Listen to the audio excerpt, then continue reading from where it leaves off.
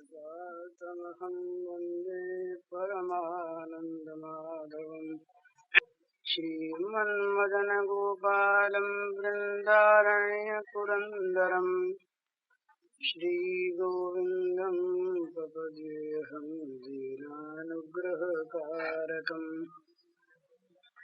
वन्दे मुकुन्दमरविन्ददलायताक्षम् कुन्देन्दुशङ्खदशनं शिशुपवेशम् इन्द्रादिदेववनवन्दितपादपीठम् वृन्दावनालयमहं वसुदेवसूनुम् नवजलधरवर्णं चम्पकोद्भासिकरणम् विकसितनलिनाशियं विस्फुरन्मन्दहास्यं कनकरुचिदुकूलं चारुवर्हावचूलं कमपि निखिलसारं योगिगोपीकुमारम् वंशीविभूषितकरान्नवनीरदाभात् पीताम्बरधरुणफलाधरोष्ठात् पूर्णेन्दुसुन्दरमुखादरविन्दनेत्रात् कृष्णात् परं किमपि तत्त्वमहं न जाने। श्रीहरि।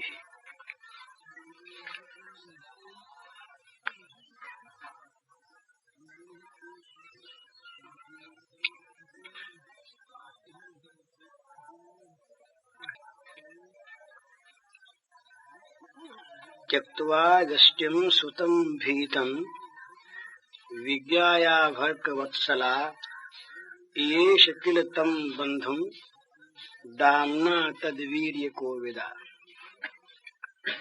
न चान्तर न बहिर्यस्य न पूर्वं नापि चापरं पूर्वापरं बहिश्चान्तर जगतो यो जगच्चयः तं मत्वात्मजमव्यक्तं मर्त्यलिङ्गमधोक्षजं गोपिकोलूखले दाम्ना बबन्ध प्राकृतं यथा।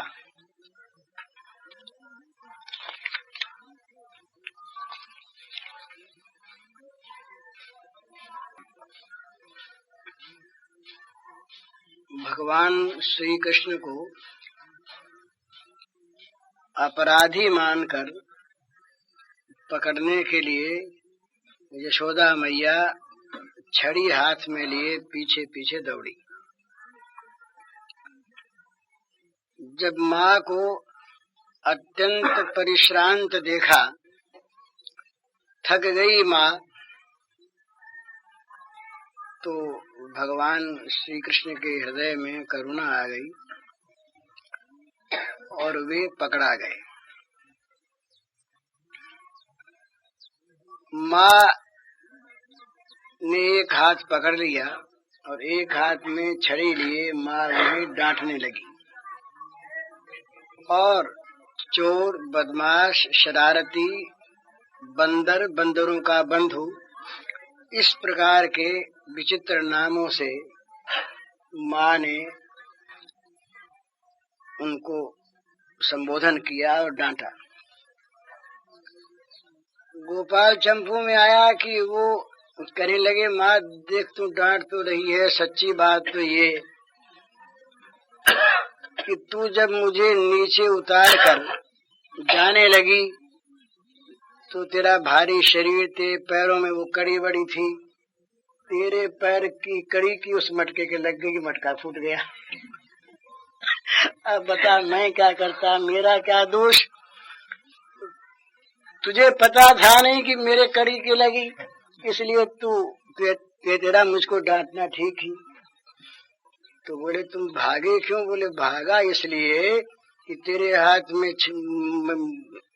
तू वहां से आई तो मैं देखा कि मारेगी, तू भागा। तो बोले इस कमरे में क्यों घुसे?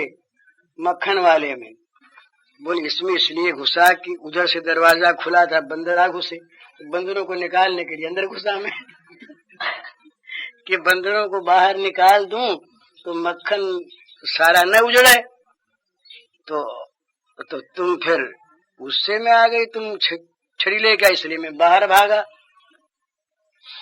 तो माँ ने कहा कि जो चतुर तो बड़ा हो गया है, बहुत बोलना इसको आ गया, लेकिन इसका अगर शासन नहीं किया जाएगा तो ये बच्चा बिगड़ जाएगा।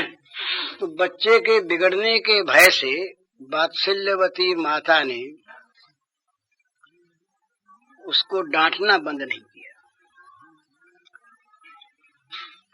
और बार बार कहने लगी तू बंदरों का मित्र है, बंदरों का मित्र है। तो इन्होंने फिर गुस्से में आके कहा, अच्छा तू बंदरों का ही मित्र कहती है और मेरी बात सुनती तो अच्छी बात है, मैं बंदरों के साथ ही वन में रहूंगा ही नहीं है। अब मैया को भय लगा मन में। मैया ने सोचा कि ये जरा अभिमानी है, जल्दी रूठ जाता है, और कहीं इसको खुला छोड़ दिया और ये कहीं वन में भाग गया, निकल गया, तो पता नहीं जंगल में अकेला जाएगा, क्या हो क्या न हो, और ढीठता भी कुछ बढ़ेगी ही अगर कुछ नहीं किया गया तो अच्छा इसको बांध दिया जाए तो भागेगा भी नहीं। बांधना उसको कोई तकलीफ देने के लिए नहीं, इस भय से कि कहीं भाग न जाए।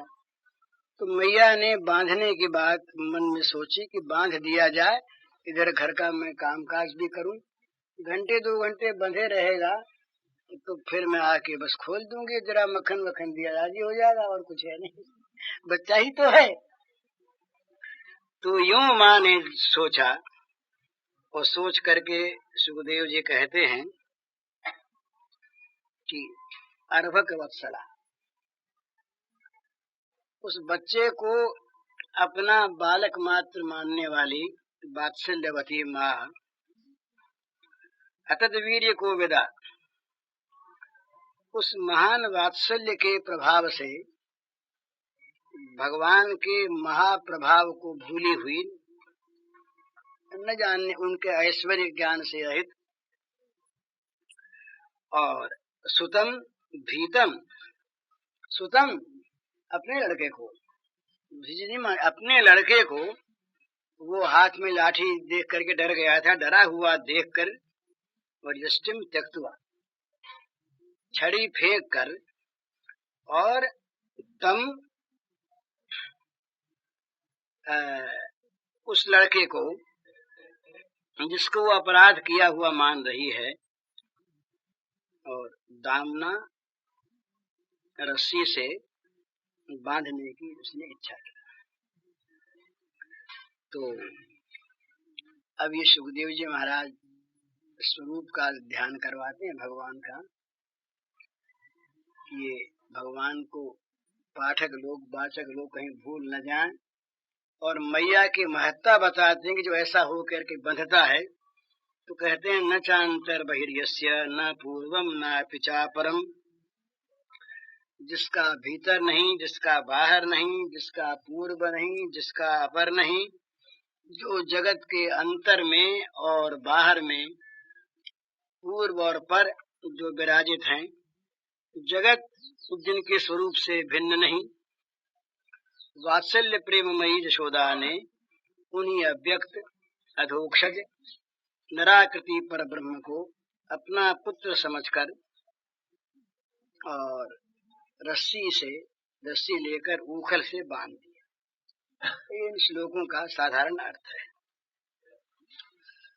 तो ये जिनका ये स्वरूप है, जिनका अंतर बाहर नहीं, पूर्व पर नहीं, जगत जिनसे अलग नहीं, ऐसे भगवान को अधोक्षज अव्यक्त भगवान को बांध दिया, माने बांध दिया।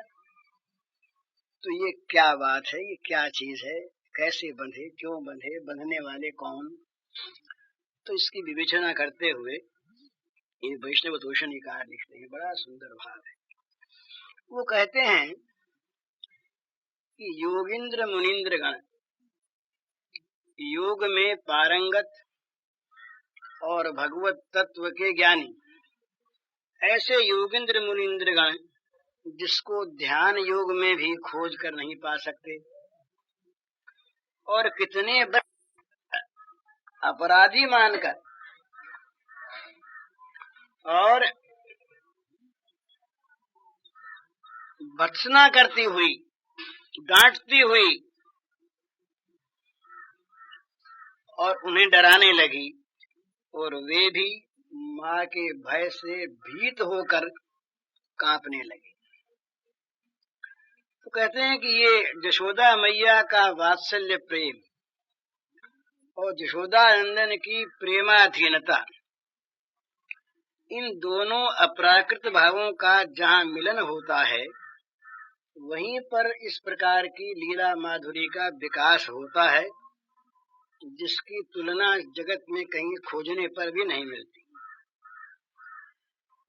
कहते हैं महाप्रलय के समय अनंत कोटि ब्रह्मांडों का चूर्ण करके भी जो अपराधी नहीं माने जाते, वे एक दही के मटके को फोड़ दें और इसके लिए अपराधी माने जाएं, उनका चोर की तरह से हाथ पकड़ लिया जाए और तिरस्कार वाक्यों से उन्हें डांटा जाए, तो कहते हैं ये काम यशोदा मैया के सिवा और कोई नहीं कर सकता। यशोदा मैया ने अपराधी माना, इतना ही नहीं है, श्री कृष्ण स्वयं भी अपने को अपराधी मान रहे हैं। इसीलिए यशोदा मैया के तिरस्कार वाक्यों से डर कर और कुंठित होकर वे माँ से प्रार्थना करते हैं कि मैया अब नहीं करूंगा, वैसे छोड़ दे इस बार। लेकिन जिनकी कृपा का कण प्राप्त करने के लिए आशा करते हैं, चतुरानन पंचानन आदि और स्तुति वाक्यों से प्रसन्न करते हैं, उन श्री कृष्ण को यशोदा कहती है, अरे अशांत प्रकृति,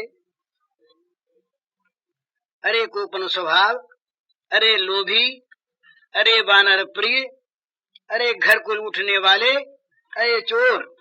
ये अशांत प्रकृति, कोपन स्वभाव, लोभ परायण, वानर प्रिय, गृह लुंठन कारण, नवनीत चौर, ये सब इनके संबोधन भागवत में।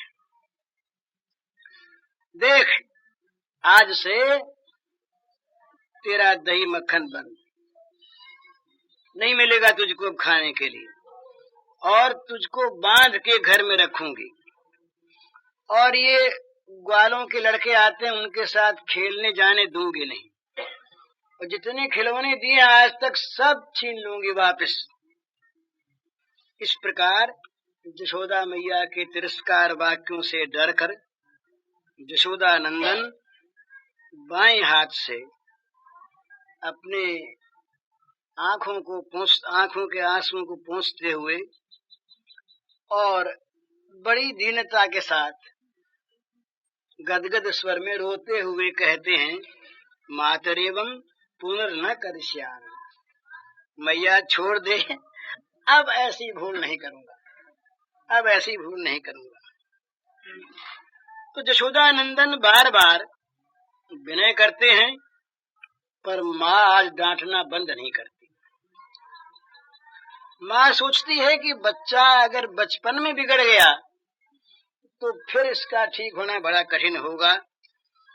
अब ये बहुत ज्यादा ठीक हो चला है, बड़ा अशांत हो गया है, तो इसको शासन करना चाहिए, शासन के बिना ये ठीक होगा नहीं। तो बार बार छड़ी उठा उठा कर मारूंगी, अब मारूं, यूं छड़ी उठा उठा करके मारने की धमकी देने लगी। मैया बड़े डर गए, आंखों से आंसुओं के बूंद गिरने लगे, जिससे नीलकांत मणि श्याम सुंदर बदन, उस पर वो समुज्वल आंसू के जब कण पड़े, बूंदें पड़ी, तो मानो नीलकांत मणि पर और ये मोती जड़े हुए हैं, ऐसा मालूम। नीलकांत मणि पर ये मुक्ता सारे जड़े हुए हैं, वो आंसुओं की बूंद हैं। तो यशोदा नंदन के नेत्रों में आंसू देखकर और उन्हें व्याकुल देखकर यशोदा मैया भी मन मन में व्याकुल होती है और सोचती है कि जरा सा इसको पुचकार लूं। फिर मन में आता है कि अब अगर पुचकार लिया तो सारा डर चले जाएगा, सारा अब तक का किया कराया फालतू समझ लेगा कि माँ तो खाली डांटती है ऐसे ही, असल में डांटती नहीं है। तो इस प्रकार ये पहले की घटना है आज। इस प्रकार माँ ने, यशोदा ने कभी आज तक डांटा नहीं, और कभी डांटा और जरा से रोने लगे तो फिर गोद में ले लिया, पुचकार लिया। आज तो माँ किसी प्रकार से मानती नहीं, तो उनके आंखों का काजल वो उनकी गालों पर सारा छा गया, और यूं पहुंचते पहुंचते बाएं हाथ से वो हाथ भी सारा काला हो गया। तो जोर से रो उठे। अब जब नहीं रहा गया तो जोर से फुफकार मार कर रो उठे और माँ की तरफ यूं देखा तो देखा कि माँ की आंख तो अभी लाल है। तो उससे नीचा कर दिया डर के मारे, क्या करते। तो इस प्रकार माता को ताड़ना देती हुई जब देखा तो ये बेचारे बार बार कहें माँ छोड़ दे, माँ छोड़ दे। अब बिल्कुल नहीं करूंगा। माँ कहने लगी कि तुझे जब अगर डर ही था मार का तो तैने दही की मटकी फोड़ी क्यों हैं? तू खाली कहता है, तेरे मन में डर वर कुछ नहीं है। तो कहा माँ लाठी तो फेंक दे, इसे देख कर डर लग रहा है मुझको। तो यशोदा ने कहा बड़ा दुष्ट है तू, कहता है नहीं करूंगा नहीं करूंगा नहीं करूंगा, फिर करेगा, तो ये तेरा काम ठीक नहीं। तो इस प्रकार माँ डांटने लगी और फिर माँ ने कहा कि तू मानेगा नहीं, तेरी जो प्रकृति है बंदरों की हो गई है, तू बंदर प्रकृति का हो गया है तो तू नहीं मानेगा।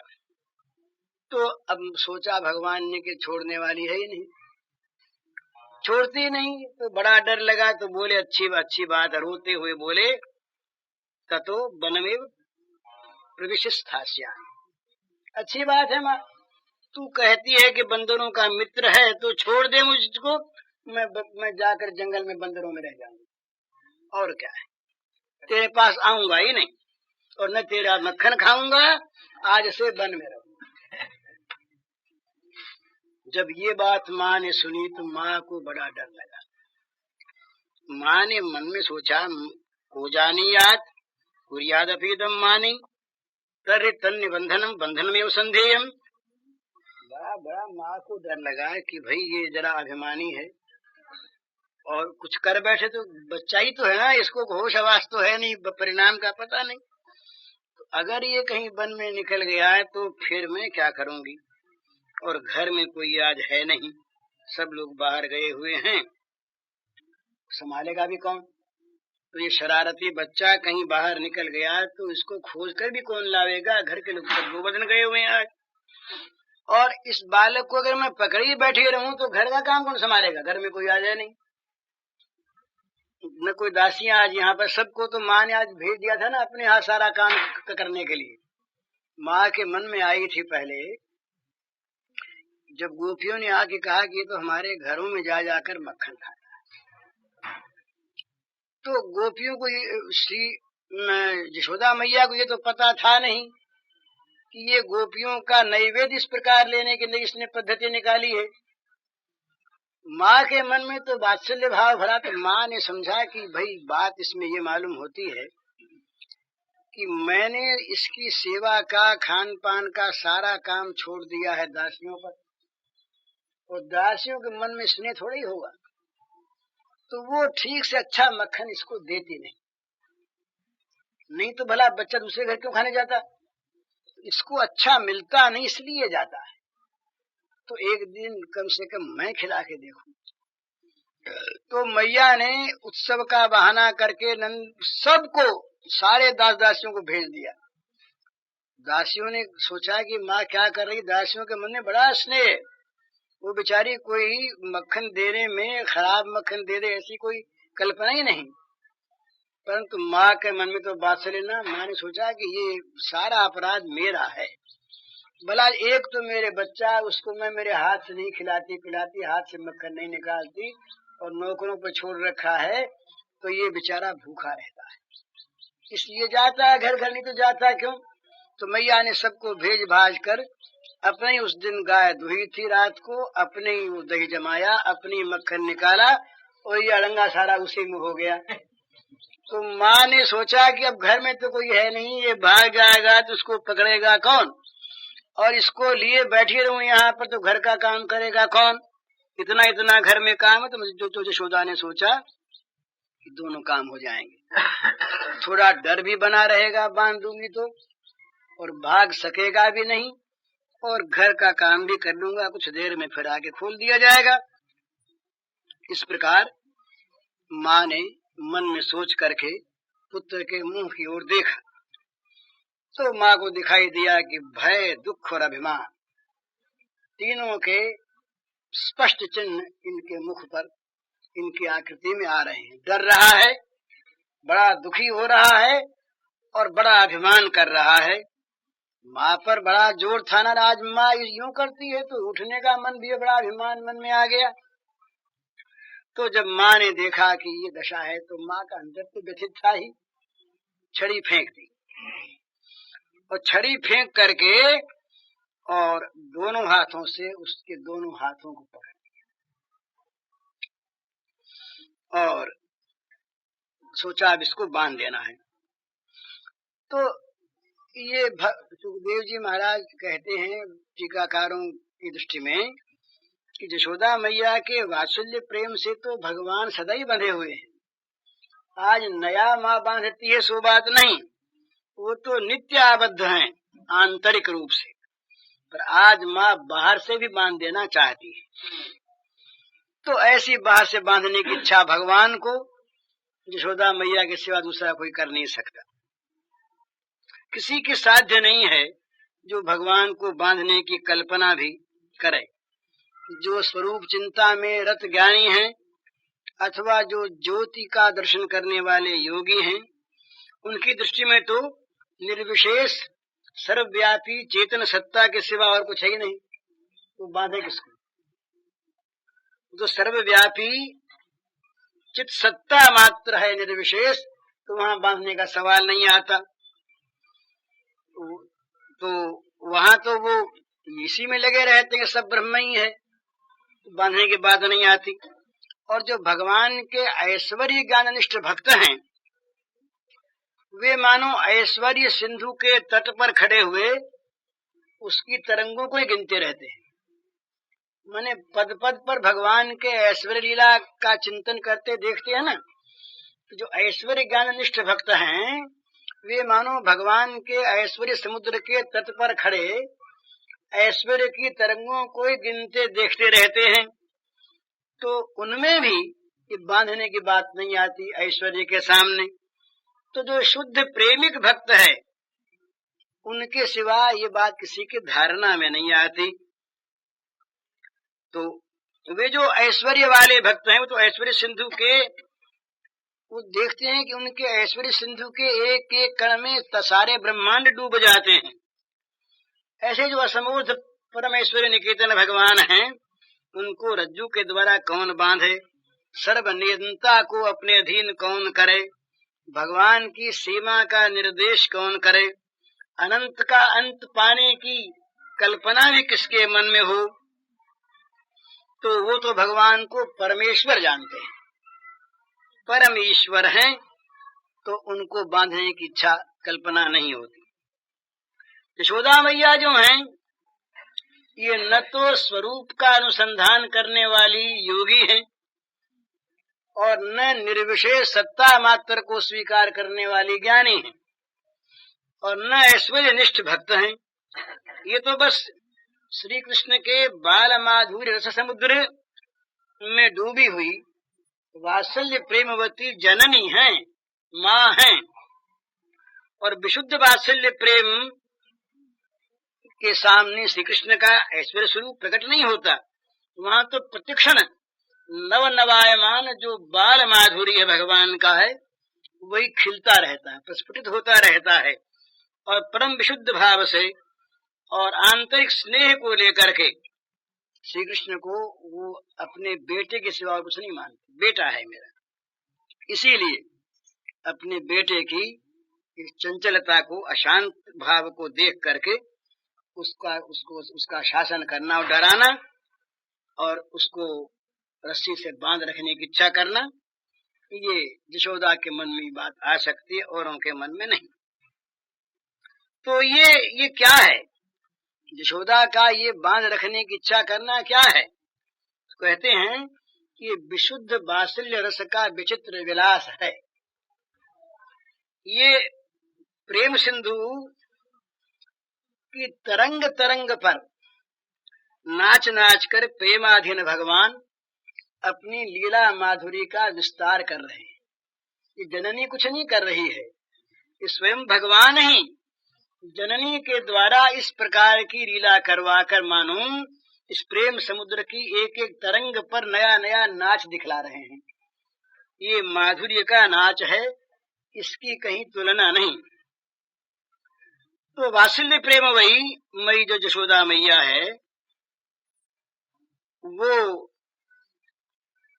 केवल बांधने की इच्छा करके रह गए सो नहीं है। सुखदेव जी कहते हैं देख करके कि बांध दिया था, सचमुच बांध दिया था।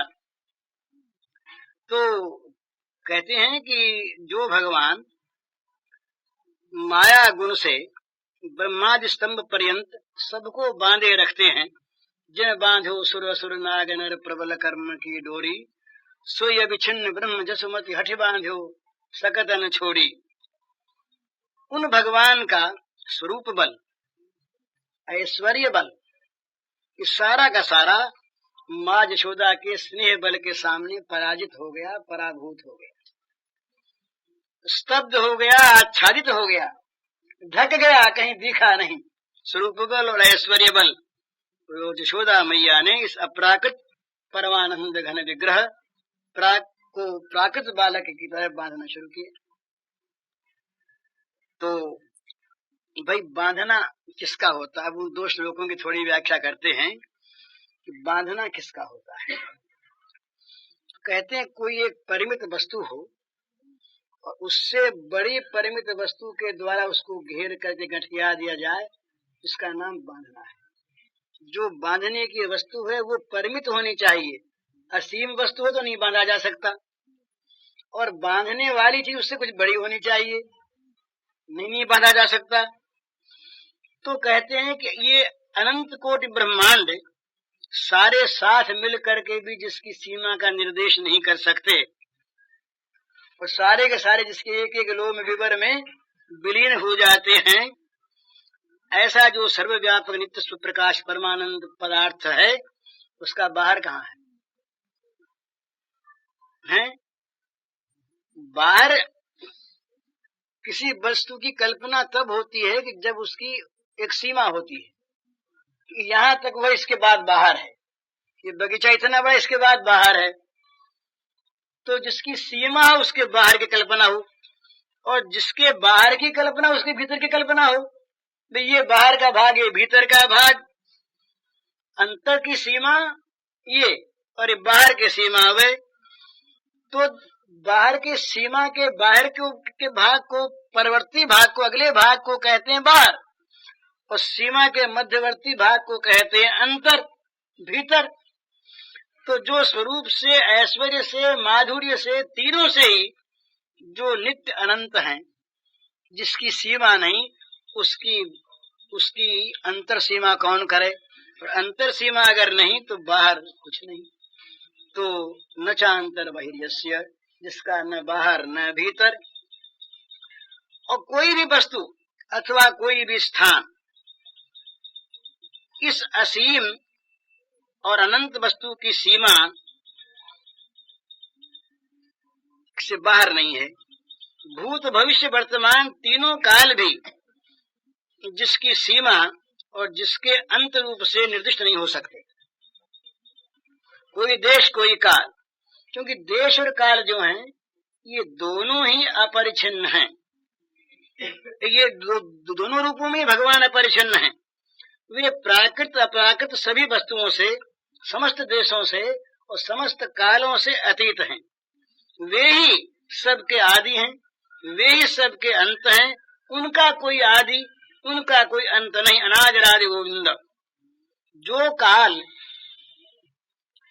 जगत में निरंतर बनने बिगड़ने का खेल करता रहता है, बनने बिगाड़ने का, और जिस काल के कारण से जगत में नित्य अचिंत अद्भुत परिवर्तन होते रहते हैं, जो काल जगत की समस्त वस्तुओं की उत्पत्ति का हेतु है, वह काल भगवान की एक शक्ति विशेष है और भगवान के द्वारा ही नियुक्त होकर वो सारी वस्तुओं का सीमा निर्देश करने में लगा हुआ है। सीमा निर्देश काल ही करता है। इस काल के द्वारा काल नियंता भगवान की नित्य स्थिति का सीमा निर्देश नहीं हो सकता। उनकी जो नित्य स्थिति है उसमें न कोई पूर्ववर्ती काल है न परवर्ती काल है, इसलिए न पूर्वम न पिचा परम। जितने भी ये परिदृश्यमान जगत का के पदार्थ हैं, ये सारे उन्हीं की कृपा से उत्पन्न होते हैं, उसी में रहते हैं जीवित और उसी में विलीन हो जाते हैं। जब जगत नहीं था तब वे थे, जगत हैं तब वे हैं, और जगत नहीं रहेगा तब वे रहेंगे। ये सारा का सारा जगत जो है, इसमें आदि मध्य और अवसान में एकमात्र भगवान ही विराजित है। उनकी जो बहिरंगा शक्ति है, सत्वरजतम, ये माया है, और इसी के द्वारा महदादि क्रम से भगवान के संकल्प के द्वारा ये परिदृश्यमान जगत की उत्पत्ति होती है। तो नित्य परिवर्तनशील और अवश्यंभावी जो जगत है, इस जगत नियंता से पृथक दिखने पर भी जगत उनसे पृथक नहीं है। वे जगत से बाहर हैं, वे जगत के भीतर हैं, वे इसके पूर्व में हैं, वे इसके बाद भी हैं, वे जगन्मय हैं, वे जगद आधार हैं। पूर्वा परम बहिष्ठान्तो जगतो यह। तो उन विराट अस्तित्व के वो अंतर में ही सारा जगत रहकर अपने अस्तित्व का पोषण करता है। उनके सिवा जगत की सत्ता नहीं। तो वात्सल्य प्रेमवती मैया यशोदा ने सारे जगत के कारणों के कारण सर्व जगदाधार, सर्व जगत के नियंता श्री भगवान को अपनी बहिरंगा शक्ति के विकार अथवा जगत के अंशांशांशांशान रूप अंशों के अंश के अंश के अंश के रूप में जो एक छोटी सी रेशम की डोरी थी, उसके द्वारा अनायास बांध लिए। तो यशोदा का ये कार्य लोगों के देखने में और बुद्धि के अभिमानियों के देखने में, बुद्धियाभिमानी लोग जो हैं उनके देखने में माया आ सकता है, भाई ये माया है। परंतु विशुद्ध वात्सल्य प्रेम की अचिंत महाशक्ति के प्रभाव और अचिंत अनंत शक्ति युक्त श्री भगवान की प्रेमाधीनता के स्वभाव को जानने वाले लोग ये नहीं मानते कि ये माया है। ये मानते हैं कि भगवान की लीला शक्ति का विकास है। भगवान में एक बात है, ये बात ध्यान में रखने से कहीं शंका नहीं होती। वो बात क्या है कि भगवान निरंतर विरोधी धर्मों के आश्रय हैं। तो भगवान अव्यक्त हैं किनके सामने, कि जो भगवान के माधुर्य को नहीं जानते उनके सामने भगवान अव्यक्त हैं। भगवान को कोई व्यक्त कर सकें ऐसा कोई जगत में है नहीं जो अपने ज्ञान से भगवान को व्यक्त कर दे। ऐसा कोई जगत में ज्ञान नहीं है। जिसके देखने के लिए आंख नहीं, जिसके सोचने के लिए मन नहीं, जिसको समझने के लिए बुद्धि नहीं, जिसको व्यक्त करने के लिए कोई भाषा नहीं, उसको कोई व्यक्त कैसे करेगा? वो तो सर्वथा अव्यक्त है। ये तो वाचो निवर्तन्ते प्राप्य मनसा सह अलंग मनस गोचरम इत्यादि श्रुति के वाक्य हैं। परंतु प्रेमी भक्तों के सामने वे भगवान नित्य व्यक्त होने पर भी अपनी अचिंत्य शक्ति के प्रभाव से व्यक्त हो जाते हैं। नित्य व्यक्तो ही भगवान ईक्षते निज शक्तितः कामृते परमात्मानं कप पश्येद अमितम विभुम। कहते हैं वो भगवान नित्य अव्यक्त होने पर भी अपनी अचिंत महाशक्ति के प्रवाह में सुव्यक्त रहते हैं। इस शक्ति के बिना कोई चाहे कि हम अपनी शक्ति से इस असीम सर्वव्यापी परमात्मा को व्यक्त कर दें, ये नहीं होता। इसीलिए भगवान ने कहा है कि मेरा इस प्रकार देखना, जानना और प्रविष्ट होना अनन्य भक्ति के द्वारा ये संभव है। भक्त्या तुन्या शक्य हमें विधोजुन ज्ञातुम द्रष्टुम च तत्वेन प्रवेष्टुम च परम तप। जानना ही नहीं, देखना भी और प्रवेश कर जाना, ये सब संभव होता है। तो वात्सल्य प्रेमवती यशोदा मैया उन भगवान को अपनी गोद में धारण करती है, स्तन पिलाती है, डांटती फटकारती है। और कोई पूछता है कि कौन है, किसको कर रही हो, तो कहती है तुम जानती नहीं, मेरा बेटा है, मेरा बेटा है। यशोदा मैया वहां ये नहीं कहती कि ये अवांग मनस गोचर अव्यक्त तत्व हैं, ये नहीं कहती। श्रुतियां कुछ भी कहे, वो तो कहती मेरे गोद का बेटा है, भूख लगी इसलिए स्तनपान करा रही हूँ, और बदमाशी कर रहे थे शासन कर रही हूँ, इसमें बात कौन सी है। तो टीकाकार कहते हैं कि माँ यशोदा की धारणा को यदि कोई आदमी अज्ञान कहे, अज्ञान कहने का शासन करे, और तो भाई हम उससे पूछते हैं कि जो ज्ञान श्री कृष्ण को अवांग मनस गोचर कह करके छोड़ दे, उस ज्ञान से ये अज्ञान कितना अच्छा है कि जिसके वश में होकर भगवान गोदी में बैठ जाए। तो वो ज्ञान ग्राही है भगवान को अलग कर देने वाला, कि अज्ञान ग्राही है भगवान को गोद में बैठा देने वाला। माना से भगवान अधोक्षज हैं, सारी इंद्रियों से अतीत हैं। माना कि उनको आंखें नहीं देख सकती, उनको मन मनन नहीं कर सकता, इसलिए वे ठीक ही अधोक्षज हैं। परंतु अधोक्षज होकर भी प्रेमी भक्तों के सामने ये उनके अपने हैं, इसलिए यहाँ कोई चीज असंभव नहीं। तो अव्यक्त को प्रभु, सखा, पुत्र अथवा प्राण वल्लभ के रूप में देखना असंभव है, ये बात जो मानते हैं उनके लिए असंभव है। तो प्रेमी भक्तों के लिए असंभव भी ये संभव है। जो प्राकृत शक्ति में जो बात संपूर्णतया असंभव होती है ना, भगवान के चिंत शक्ति के लिए सर्वदा संभव होती है। भगवान की शक्ति की सीमा हम करते हैं क्या, कि ये बात तो भगवान में संभव है और ये बात भगवान के लिए असंभव है। वो तो विरुद्ध धर्म जो हैं, ये दोनों का एक साथ रहना और समन्वय होना, ये भगवान का असाधारण धर्म है। भगवान के बिना इन विरोधों की मीमांसा और समन्वय नहीं होता। श्रुति में आता है अस्थूलाश्चानुश्चैव स्थूलोनुश्चैव सर्वतः अवर्ण सर्वतः प्रोक्तः श्यामो रक्तांतलोचनः ऐश्वर्य योगाद भगवान विरुद्धार्थो भी दीयते। भगवान स्थूल भी नहीं है, भगवान सूक्ष्म भी नहीं है, वे स्थूल भी हैं और वे सूक्ष्म भी हैं।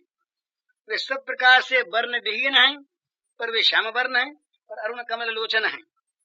वे भगवान अपने अचिंत महान महान ऐश्वर्य के प्रभाव से विरुद्ध धर्माश्रय निरंतर आश्रय में रखते हैं। उनके लिए कहा है, भगवान बड़ा सुंदर तत्व है, तुरीयम अतुरीयम, आत्मानम अनात्मानम, उग्रम अनुग्रम, वीरम अवीरम, महांतम अमहांतम, विष्णुम अविष्णुम, ज्वलंतम अज्वलंतम, सर्वतोमुखम असर्वतोमुखम।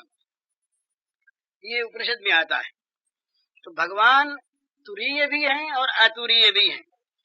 तुरीय शब्द का अर्थ है चौथा। विराट, हिरण्यगर्भ, कारण, ये त्रिविध उपाधि से जो परे भगवान का रूप है उसे तुरीय कहते हैं। या जागृत स्वप्न सुषुप्ति से जो परे काल है उसको तुरीय कहते हैं। तो इस प्रकार तुरीय भी भगवान है, सबसे परे, और सबके अंदर में जो सदा रहते हैं वे भी भगवान हैं। भगवान आत्मा भी हैं और भगवान अनात्मा भी हैं।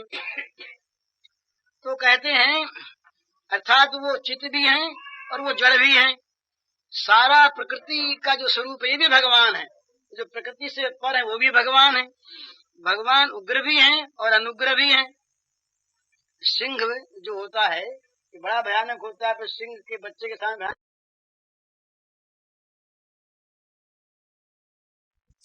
नृसिंह भगवान आए तो नृसिंह भगवान बड़े उग्र थे, प्रहलाद के सामने परम शांत, बड़े अनुग्र। फिर भगवान वीर भी हैं और भगवान अवीर भी हैं। बकासुरादि को मारने, कंसादि को मारने के लिए बड़े वीर, और सीताराम सुबलादि मित्रों के सामने हार गए। अवीर बोले भैया हम तो हार गए, बोले तुम घोड़े बनो, बच्चा घोड़े बनेंगे, हार तो गई। तो बड़े वीर और बड़े अवीर हैं। शत्रु भावापन्न जो असुर हैं उनके लिए वीर, और सखा भावापन्न जो बालक हैं उनके लिए अवीर, हारे हुए। भगवान महान भी हैं, अभान भी हैं। एक एक भगवान के रोमकूप में अनंत अनंत ब्रह्मांड स्थान पा जाते हैं, तो भगवान महान है। और भगवान जरा सी यशोदा की गोद में समा जाते हैं, ये भगवान महान है। अनंत कोटि ब्रह्मांड जिसमें समा जाए, तो छोटी सी गोद में समा जाए। और भगवान विष्णु भी हैं और अविष्णु भी हैं। विष्णु माने सर्वव्यापी, सारे जगत में जो व्याप्त है, विवेश विश्व व्याप्नोति विष्णु, वो विष्णु।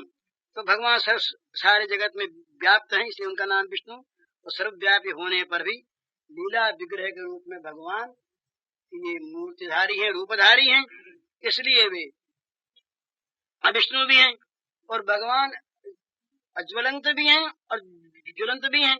असुरों के सामने जब भगवान जाते हैं, देखते हैं उनकी आंखों से आग निकल रही है, कितने जलने वाले हैं, ज्वलंत। उनकी आंखों को देख करके नृसिंह भगवान की देवता डर गए, लक्ष्मी डर गई। और वही भगवान जब भक्तों के प्रेमियों के सामने आते हैं, तो परम स्निग्ध शांत नयनानंद कर उनको देखते ही और शांति आ जाती है। श्री भगवान सर्वतोमुख भी हैं और असर्वतोमुख भी हैं। सर्वत पाणिपादम तत् सर्वतो मुखम, सर्वतोमुख भगवान। भगवान के हाथ पैर आंख नाक सब और हैं, परंतु जब ये नर विग्रह में लीला करते हैं तो इनके दो हाथ हैं, दो पैर हैं, दो नयन हैं, लीला विग्रह हैं, आनंद देते हैं, तो ये असर्वतोमुख भी हैं। इस प्रकार भगवान में जो चीजें अलग अलग सब में नहीं हो सकती, वे भगवान में एक साथ दोनों चीजें रहती है। मत्स्थानि सर्वभूतानि न चाहम देशवस्थित न च मत्स्थानि भूतानि पश्चिम योगमेश्वरम। भगवान ने ये कहा कि अर्जुन इस सारे भूत मेरे में हैं और मैं उनमें नहीं हूँ, अर्थात मैं सबका आधार हूँ, मेरा आधार कोई नहीं। और फिर कहा कि सारे भूत भी मेरे में नहीं है, ये मेरा अचिंत महान ऐश्वर्य है, मेरी महाशक्ति है। तो ये महाशक्ति क्या है? ये महाशक्ति है भगवान का विरुद्ध धर्माश्रयत्व। बृहत्ता और क्षुद्रता ये दोनों साथ साथ नहीं रहती। जगत में जो बहुत बड़ी वस्तु है वो बड़ी रहेगी, छोटी कैसे होगी? जो बड़ी भी है और छोटी भी एक साथ है, इस प्रकार जो विरुद्ध धर्माश्रय है वो भगवान है। तो भगवान की महाशक्ति में जो लोग विश्वास नहीं करते, वो भले ही कह दें कि यशोदा मैया ने बांधा नहीं, यशोदा मैया के बंधन में आए नहीं। जिनका भगवान पर विश्वास है वे जानते हैं कि भगवान अवश्य यशोदा मैया के बंधन में आ गए। वो कहते हैं कि भाई यशोदा मैया का वात्सल्य देखो न। एक दिन गोद में बैठे और उबासी आ गई तो यशोदा मैया ने देखा कि सारा विश्व उनके मुंह में है। एक दिन मिट्टी खा ली, मैया ने डांट के कहा खोल मुंह, तो मुंह खोला तो सारा विश्व दिखाई दिया। तो इस पर लोग, अविश्वासी लोग कहते हैं, ऐश्वर्य ज्ञान वाले, कि ये तो माया है, भगवान ने जादू दिखा दिया। पर ये जादू नहीं है, ये भगवान की अचिंत महाशक्ति का ही विकास है। सारी लीलाओं में अचिंत महाशक्ति को अगर स्वीकार न किया जाए तो कोई लीला का ढंग पर ठीक बैठना, ये कोई इंद्रजालिक विद्या नहीं। भगवान ने माया के यशोदा को ठगा हो सो बात नहीं, भगवान वास्तव में ही अचिंत लीला संपन्न। इसीलिए भगवान ने कहा जन्म कर्म च मे दिव्यम, मेरे जन्म कर्म दिव्य हैं, जिनको जानने से जानने वाले का मरना बंद हो जाता है, मुझको प्राप्त होता है। तो ये अगर ये जादू होता, इसको दिव्य नहीं कहते भगवान। भगवान ने दिव्य कहा है तो दिव्य लीला है ये भगवान की। तो ये भगवान ने कहा कि पश्चिम योग ऐश्वरम, ये मेरे योग ऐश्वर्य को देखो, मेरे चिंत लीला शक्ति को देखो, मैं हूं भी नहीं भी, ये मेरे में है भी और मेरे में नहीं भी। इस प्रकार का ये भगवान का रूप है। इसलिए भगवान बंधने में आ जाते हैं। तो मैया जो है बांधने में लगी। अब क्या हुआ, ये तो रूप बताया। अब क्या हुआ, तब दाम बध्यमानस्य स्वार्भकस्य कृतागसः जंगलो नमभूतेन संदधे नच्च गोपिका तदा यदासीत् तदपि न्यूनम येनान्यदपि संदधे तदपि द्वंगुलम न्यूनम यदा दत्त बंधनम एवं स्वगेहदामान यशोदा संदधद्यपि गोपीनां सुस्मयन्तीनां स्मयन्तीं विस्मिता भवत् स्वमातुः स्विन्नगात्राया विसृष्टकवरस्रजः दृष्ट्वा परिश्रमं कृष्णः कृपयासीत् स्वबंधने। इन श्लोकों का मामूली अर्थ यह है कि अपराध किए हुए अपराधी कृतागसः, अपराधी और उस बच्चे को बांधने के लिए यशोदा मैया ने जब चेष्टा की तो रस्सी 2 अंगुल छोटी हो गई। तो यशोदा ने फिर दूसरी रस्सी लेके उसकी जोड़ी तो वो भी 2 अंगुल छोटी हो गई। तो यशोदा ने दोबारा फिर जोड़ी तो वो भी 2 अंगुल छोटी हो गई। तो यशोदा जितनी रस्सी जोड़ती गई उतनी ही 2-2 अंगुल छोटी होती गई। इस प्रकार से जितनी घर में रेशम की डोरियां थी माँ के, वो सब ले आई, पर नहीं बन सके भगवान। तब जो गोपियां इकट्ठी हो गई थी वहां पर, उस समय वो इस खेल को देखने के लिए और जो हंस रही थी, यशोदा मैया ने उनके साथ, यशोदा भी उनके साथ हंसी करने लगी। यहाँ तो मन में ये था ना कि अभी बंध जाएगा, ये है क्या, बच्चा ही है, वो परिश्रम नहीं हुआ था। और फिर बांधने लगी तो फिर नहीं बंधी। तो यशोदा तब अंत में जब भगवान ने देखा कि मैया का शरीर पसीने पसीने हो गया है, उसके कवरी की जो माला है ये स्खलित होकर फूल सब नीचे गिर गए हैं, माँ एकदम श्रांत हो गई है, तब भगवान जो हैं भक्त वत्सल उन्होंने कृपा की और माता के द्वारा बंध गए। ये इन श्लोकों का अर्थ है। अब ये कहते हैं कि वात्सल्य प्रेमवती यशोदा मैया जब अपने अशांत शरारती पुत्र को शासन करने और भय दिखलाने के लिए रज्जू के द्वारा, रस्सी के द्वारा बांधना स्थिर कर लिया। बांधना तो है लेकिन तकलीफ नहीं देना है। भला माँ के हृदय में वात्सल्य प्रेम परिपूर्ण है, उस प्रेम के द्वारा उनका हृदय नित्य विगलित है, कठोर नहीं है। तो कृष्ण के संबंध से उसका वात्सल्य प्रेम सिंधु उमड़ता है और वो श्री कृष्ण को डुबाकर उस प्रेम सिंधु में सर्वत्र फैल जाता है। इसलिए केवल कृष्ण ही नहीं, उस समय ब्रज के जितने बालक वे श्री कृष्ण वात्सल्य से परिपूर्ण जो माँ का हृदय है, उस हृदय से कृष्ण की भांति प्यार प्राप्त करते हैं। इतना वात्सल्य समुद्र उनका उमड़ा है। तो इसलिए जो ब्रज के किसी बच्चे को नहीं दुख देना चाहती, वो श्री कृष्ण को दुख देगी, तकलीफ देगी, इसलिए बांधने में प्रवृत्त हुई है। ऐसी बात कल्पना ही में नहीं आनी चाहिए। ये तो माँ के मन में आया कि बच्चा ढीठ हो गया, अशांत हो गया, अगर इसकी अशांति और बढ़ी, ढीठता और बढ़ी, तो आगे जा करके इसकी लोग निंदा करेंगे। बदमाश बच्चा होगा तो लोगों में निंदित तो होगा, तो इसकी निंदा न हो, ये बड़ा शांत शिष्ट बालक रहे।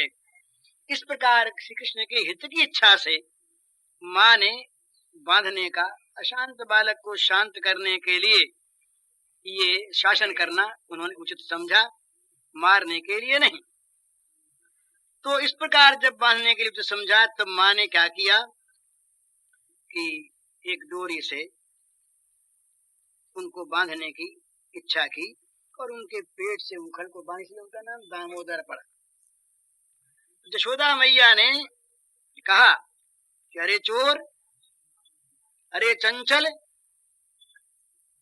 तू अपने तेरी आंखों में कुछ जादू है, बड़ी शोभा है, जो देखता है वही मुग्ध हो जाता है। परंतु आज देख, आज मैं यहाँ तुझको बांध के रख जाऊंगी और तेरे में ताकत हो कहीं तो खोलना इसको और फिर चोरी करना। भगवान की ताकत को यशोदा मैया चैलेंज करती है?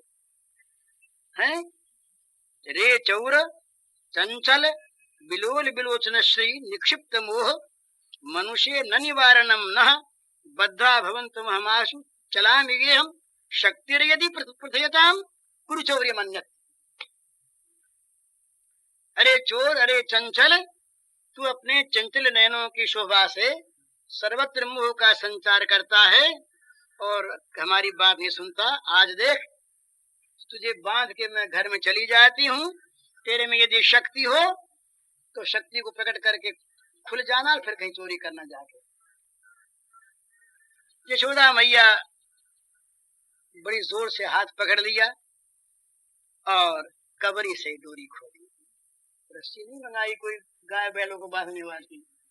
यशोदा मैया देखती है ना कि कहीं किसी प्रकार से बालक के लग न जाए, कोई छिल न जाए, तो जो कबरी बांधने की जो रेशम की डोरी थी, मैया ने उसी को खोला।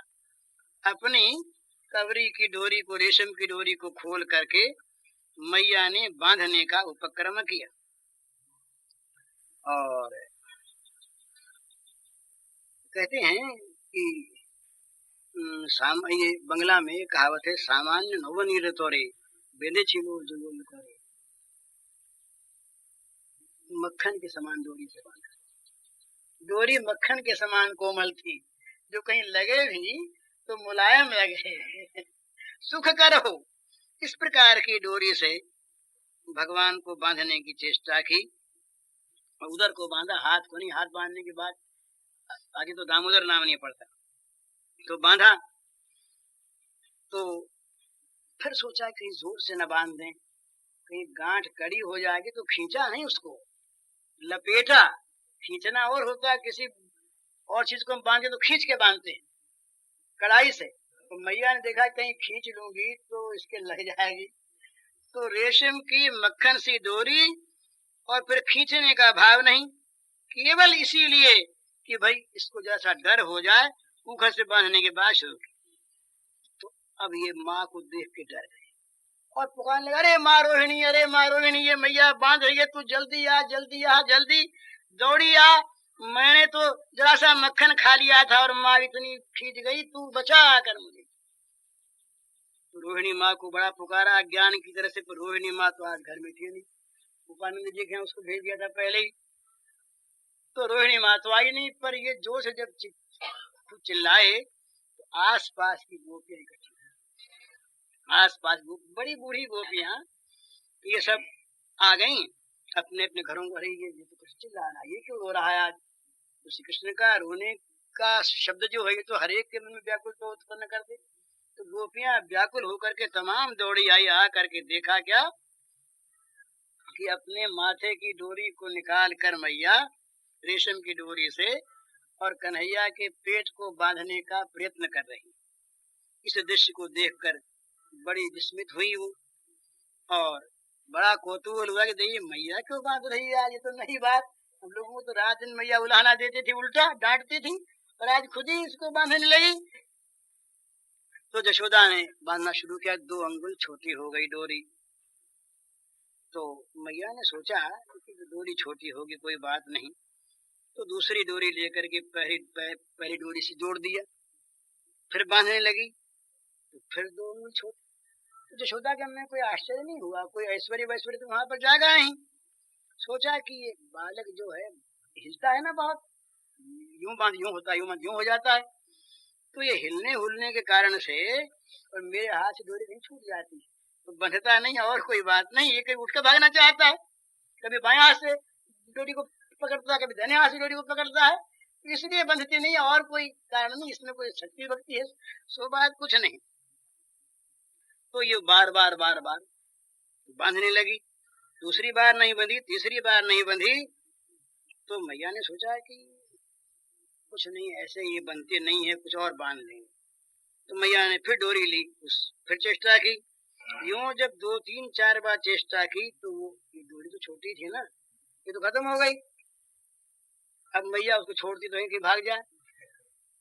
तो मैया ने गोपियों से कहा, देखो इसको बांधना ठीक हो गया बहुत ज्यादा, तो तुम लोग जरा डोरी ला के दो, रेशम की लाना, भला कई डोरी लाना। कहीं कान में कहा, बोले देखो डोरी तो लाना, पर डोरी कहीं भी कोई कठोर न हो, भला रेशम की नरम हो, उससे तो कहा डोरी लाओ। और कान में कहा डोरी बहुत नरम लाना, शांत बच्चा ने इसको बांधना है। तो गोपियां जो हैं ये नंदन के सजल नयनों की ओर देखने लगी, उनकी आंखों में आंसू भरे। तो गोपियों का हृदय भी स्नेह से भर गया। उन्होंने यशोदा से कहा, अरे राजराजेश्वरी मैया, इस लड़के को देख करके तुम्हारे मन में दया नहीं आती है? छोड़ दे, आइंदे नहीं करेगा ऐसा काम। तो गोपियों की बात सुन करके मैया का तो अधिकार था ना अपने बच्चे पर, तो रूखे स्वर से बोली कि तुम ही लोग तो सब, तो तुम ही लोगों ने इस बच्चे को ढीठ बना दिया है। इसका लाड कर करके जहाँ गई, जहाँ तुम्हारे यहाँ गया, मक्खन खाने लगा, चुराने लगा, तुम लोगों ने डांटा नहीं, इसीलिए तो बच्चा बिगड़ गया। ये चोरी सिखाई किसने? तुम लोगों ने सिखाई। और अब आज मैं इनको डांट रही हूँ, मेरे बच्चे को मैं ठीक कर रही हूँ, तो तुम बड़ी दयालु आई हो इसको बचाने के लिए। हटो यहाँ से, डोरी लाके दो जल्दी। तो यशोदा की इन बातों को सुन करके मैया से यशोदा बोली, वो गोपिकाएं बोली कि माँ देख, तू तो चेष्टा करके हार गई ना, है 2 अंगुल डोरी तेरे से पूरी हो नहीं सकी, तो हमारे ऐसा जसता है कि तेरे हाथ से इसके भाग्य में बंधन लिखा नहीं है। अगर बंधन लिखा होता, बंधन का जोग होता, तो भला इसका छोटा सा पेट और 2 अंगुल डोरी छोटी क्यों हो जाती? तो लिखा नहीं। यशोदा ने डांट के कहा कि देखो, तुम्हारा उपदेश मैं नहीं सुनना चाहती, जल्दी जाओ और डोरी ले आओ, फिर देखते हो कि बनता ही नहीं बनता, छोटा सा पेट बड़ा सा पेट, तुम जो कह रही हो। मेरा बच्चा है, बंधेगा नहीं। तो अच्छा, तो डोरियां बेचारी लाने लगी, फिर उसको लगाया, फिर 2 अंगुल कम, फिर लगाया, फिर 2 अंगुल कम। फिर गोपियों ने कहा कि यशोदा मैया, मैंने तो, हम लोगों ने पहले कह दिया था कि तुम्हारे भाग्य में इसका बंधना लिखा नहीं है। देखो हमारी बात सच्ची है कि नहीं, छोड़ दो। देखो ना, तुम्हारे बंधन के डर से और बच्चे का मुंह कितना उदास हो गया है। तो यशोदा ने कहा कि मालूम होता है कि तुम लोग जादू तो ना जानते, तो तुम ही लोगों ने बदमाशी करके कोई बंधन स्तंभन विद्या का प्रयोग कर दिया है, जिससे मैं बांध नहीं सकती। नहीं तो छोटा सा मेरा बच्चा, रोज रोज मैं इसको तागड़ी पहनाती हूँ, इसके कमर में कपड़ा बांधती हूँ, लंगोटी बांधती हूँ, तो छोटा सा बच्चा इतना परिश्रम करके भी न बंधे। ये मालूम होता है तुम लोगों ने कोई प्रयोग कर दिया है, तुम लोग बड़ी शरारती हो, और तुम लोग मेरे अशांत बालक को बड़ा प्यार करती हो, इसलिए ऐसा किया है। लेकिन देखो भाई, तुम भली मानस हो, अगर इसको डांटूंगी नहीं मैं आज, और ये कहीं बिगड़ गया, तुम लोगों की तो बदनामी होगी। इसलिए अभी छोटा बच्चा है, अभी तो खाली मक्खन की चोरी करता है, और चोरी करना सीख गया तो कहीं बड़ी बड़ी चोरी करेगा, और कहीं तुम लोगों को हर के ले जाएगा ये फिर। हाँ, चोरी तो हो जाएगा ना, तो बजरमणियों को हर लेगा। तो इसलिए तुम मेरे काम को रोको मत। तो यशोदा की इस बात को सुन करके गोपरमणियों को बड़ा ताज्जुब हुआ। बोली, वाह वाह, हम ही पर तुम दोष लगाने लगी। हम तो बाबा शपथ करके कहती हैं कि हमको स्तंभन विद्या आती नहीं, हम तो जानती नहीं, हमें क्या पता है, हम तो ग्वालिनी है, स्तंभन क्या होता है कुछ पता नहीं। तुम्हारा बेटा है, तुम बांधो, हम क्यों रोकती हैं? लेकिन तुम देखो ना, और ये बनता नहीं है ना, तो हम पर तुम दोषारोपण कुछ भी कराओ मत। लेकिन हम फिर भी कहती हैं कि तुम्हारा जो ये पुत्र है, इसके अदृष्ट में बंधन है नहीं, तो नित्य मुक्त ही है, इसे कोई बांध मान सकता नहीं, इसे कोई बांध सकता नहीं। तो गोपरमणियों की बातों को सुन करके यशोदा मैया को वो कुछ मन में आया कि भाई गर्ग कह गए थे जब इसका नाम करने आए थे, साच चेतसी विचारयामास तहि गर्ग वचन वर्गवत कापि भागवती शक्ति, इसमें कोई भागवती शक्ति है, भगवान की शक्ति के समान शक्ति है, ये बात गर्ग कह गए थे। और उन्होंने ये भी कहा था तस्मानंदात्मजोयम थे नारायण समो गुणैः श्रिया कीर्त्यानुभावेन गोपायस्व समाहित। नंद जी से कहा था कि नंद बाबा तुम्हारे ये जो पुत्र है, इस सद्गुणों में, संपत्ति में, कीर्ति में, शक्ति में, प्रभाव में ये नारायण के समान है, इसलिए सावधानी से इसका पालन करना। तो बस यही बात है, गर्ग जी जो कह गए थे यही बात है, इसीलिए ये बच्चा बंधन में नहीं आता। नारायण के समान शक्ति है ना इसमें, नारायण वारायण तो नहीं है। तो ये गर्गाचार्य की बात मालूम होता है, इसमें कोई न कोई ईश्वरी शक्ति नहीं। तो बोला मेरा नन्हा सा बच्चा मेरा, अभी वो बच्चे के भाव फर्क नहीं पड़ा, मेरा बच्चा, इसमें कौन सी शक्ति है जो ये मुझसे नहीं बंधता, ये बच्चे का काम नहीं है। जो कुछ भी हो, आज इसको नहीं बांधाना तो और ढीठ हो जाएगा, अब अगर इतने पर भी नहीं बांधा गया तो बहुत ढीठ हो जाएगा, तो इसको तो बांधना ही है, बांधना ही है। देखती हूँ कि कहाँ तक इसकी वो ईश्वरी शक्ति काम करती है, बांध के छोड़ूंगी, माँ हूं ना मैं। यूं मन में विचार करके निश्चय करके यशोदा मैया ने और तमाम जितनी डोरियां मिल सकी गांव भर में सब मंगवा ली, लेकिन वही 2 अंगुल छोटी। तो गोपियों को हंसी आ गई मैया का परिश्रम, बस देख गोपियां लगी हंसने और बोली कहा था मैया देख छोड़ दे, बता चेष्टा क्यों करती है, इसके बंधन का जोग है ही नहीं। यशोदा मैया को गुस्सा, बार बार बांधे, न बंधे। यशोदा विस्मित हो गई, क्या करें, किसी प्रकार से भी वो बांधा नहीं। 2 अंगुल कम। तो अब वो सोचती है कि बंधना छोड़ दूंगी तब तो ठीक नहीं, और इधर थकावट मालूम होती है। अब बांधते थक गई, डोरी भी अब सब चुक गई और छोड़ दे बीच में तो बच्चा अपनी जीत मान लेगा, तो छोड़ना है नहीं। तो यशोदा ने सोचा एक बात ऐसी है, ये बंधन के भय से जो बार बार उठ के भागता है ना, और हाथ मेरा पकड़ के यूं कर देता है डोरी को, तो